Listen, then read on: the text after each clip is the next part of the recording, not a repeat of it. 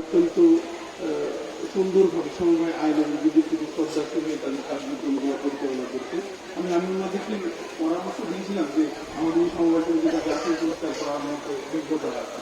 তো ওনারা বলছিল স্যার আমরা এগুলোতে এত অগ্রসরে যাই না, তো আপনি যখন এসেছেন আমরা ইনশাল্লাহ চেষ্টা করি। আমি আমার উপজেলা সমবায় অফিসার এবং জেলা সমবায় অফিসারকে বলেছিলাম যে আপনারা এই সমিতিটাকে আমাদের জাতীয় পুরস্কার যোগ্য মনোনয়ন জন্য আমাদের কাছে নিয়ে আনবে। তো তারই ধারাবাহিকতায় তারা এই কর্মকাণ্ড করেছে। আজকে যে জাতীয় সমবায় পুরস্কার 2023 আপনারা প্রাপ্ত হয়েছে, আসলে এটার দাবিদার আপনারা এই যে সাধারণ সদস্যরা যারা এবং সমবায় সমিতিদের ম্যানেজমেন্টে আছেন, নেতৃত্বে আছেন, ওনাদের আন্তরিকতা, সততা, নিষ্ঠা এবং তাদের ভালো কাজের স্বীকৃতি হিসাবে এই সরকার আপনাদেরকে সম্মানিত করেছে, পুরস্কৃত করেছে।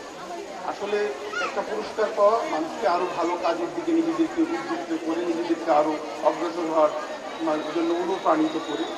বাংলাদেশে একটা সমবায় সমিতি আছে যে সমিতিটা রাষ্ট্রপতি পদক, 21 পদক, তারপরে স্বাধীনতা পদক এবং সর্বোপরি এশিয়ার নোবেল বলয় ম্যাগসেসে পুরস্কারও পেয়েছে। তো আমার বিশ্বাস আমরা যদি সবাই মিলে ভালো কাজ করি, ভালোভাবে কাজ করি, অন্যান্য পুরস্কারগুলো অর্জন করা সম্ভব। এবং আমার যেটা মনে হয় এই সমিতি এলাকায় যেভাবে তাদের জনমানসিক প্লাস সমবায় সমিতির সদস্যদের ভাগ্য উন্নয়নে কাজ করেছে, আমরা আরও ভালো পুরস্কারের আশা করতে পারি। তো একটা প্রতিষ্ঠানের আসলে স্বচ্ছতা, জবাবদিহিতা এবং আন্তরিকতার মাধ্যমে তার সামনে দিয়ে গিয়েছিল এবং ম্যানেজমেন্ট অত্যন্ত গুরুত্বপূর্ণ। এবং ম্যানেজমেন্ট যদি স্বচ্ছ হয়, ভালোভাবে তাদের কাজগুলো করে, সমস্ত সদস্যরা এখান থেকে উপকৃত হয় এবং তারা তাদের ন্যায্যতা প্রাপ্তিটা পায়। তো এই সমিতির ম্যানেজমেন্টে যারা আছেন আমরা আশা করি তারা তাদের কাজগুলোকে আরও সুন্দরভাবে সুচারুভাবে করে এই সমিতিকে সুন্দরভাবে পরিচালনা করবে। আজকে ছিল বার্ষিক সাধারণ সভা। বার্ষিক সাধারণ সভা আসলে সাধারণ সদস্যদের পার্টিসিপেশনের একটা বিষয় থাকে এখানে।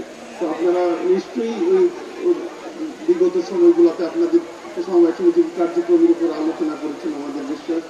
তো সমবায় একটা পরিচিত পন্থা যার মাধ্যমে মানুষের ভাগ্য উন্নয়ন হবে এবং আজকের যে এই বার্ষিক সাধারণ সভা এটাই এটার জ্বলন্ত উদাহরণ। মানুষের যে বৈষম্য, মানুষের যে দূরত্ব, মানুষের যে ভেদাভেদ, সেটা কিন্তু সমবায় হ্রাস করে। আজকের এই গ্যাদারিংয়ের মাধ্যমে এই পুরো এলাকার মানুষগুলো এখানে একত্রিত হয়েছে, সাথে সাথে সবার সাথে সবার সাক্ষাৎ হচ্ছে, পারস্পর ভালো মন্দ এবং তাদের মধ্যে যে এই যে সুখ দুঃখের অনুভূতিগুলোকে শেয়ার করেছে। আসলে এটা অনেক বড় একটা ব্যাপার যেটা আসলে বর্তমানে আমাদের সমাজ থেকে হারিয়ে গেছে। তো আমার বিশ্বাস এই সমবায় সমিতি তার কর্মকাণ্ডের মাধ্যমে তাদের যে ভালো কাজের স্বীকৃতি পেয়েছে, আরও ভালো কাজ করে এই এলাকার উন্নয়নে ব্যাপকভাবে অবদান রাখবে।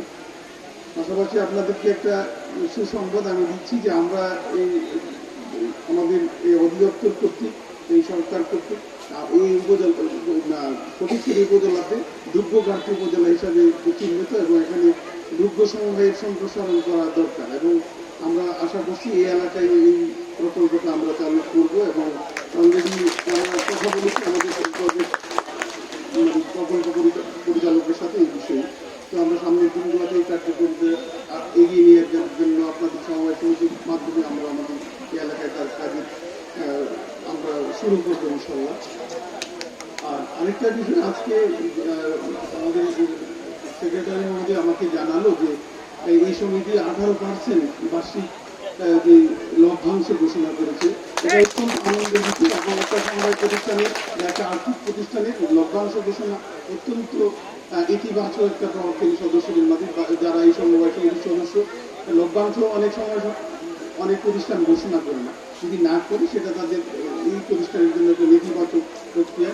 তো এই সমিতি এই ডিভিডেন্ড 18% ডিভিডেন্ড ঘোষণা করেছে, এটা অত্যন্ত ইতিবাচক এবং সমবায় সমিতির সদস্যদের যে অংশীদারিত্ব, তাদের যে পার্টিসিপেশন, তাদের যে ওনারশিপের একটা বাস্তব এবং জ্বলন্ত উদাহরণ যে এই লভ্যাংশ ঘোষণা। তো আজকের এই মহতী অনুষ্ঠানে আমাকে দাওয়াত দেওয়ার জন্য এবং আপনাদের এত মানুষের এই প্রতিষ্ঠানে আমরা এসেছি, আমার অত্যন্ত ভালো লাগছে। আপনাদের সবার প্রতি আমার শুভকামনা হলো আপনারা সবাই ভালো থাকুন, সুন্দর থাকুন, আপনাদের সবার সুস্থ এবং মঙ্গলময় জীবন কামনা করে শেষ করুন। আল্লাহ হাফেজ। বাংলাদেশ চিরজীবী হোক।